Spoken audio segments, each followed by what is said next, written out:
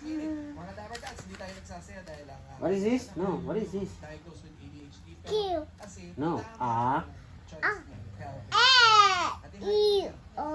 O. So say it in English. A.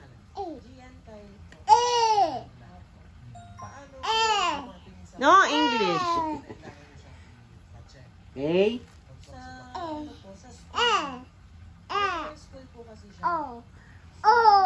Ah, A, O. Na lang alam niya. Nakalimutan niya yung English. A. E. I.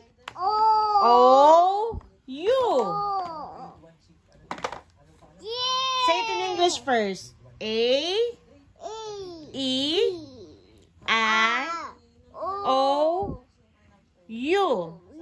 Say it in Tagalog. A. Say it in Tagalog. A. Say it in Tagalog first. A. Princess. Princess. A.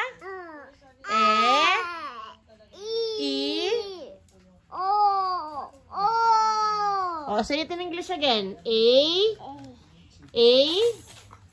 Princess. It's A. It's not Q. A. E.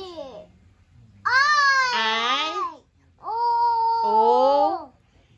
U. Okay, say it in Tagalog.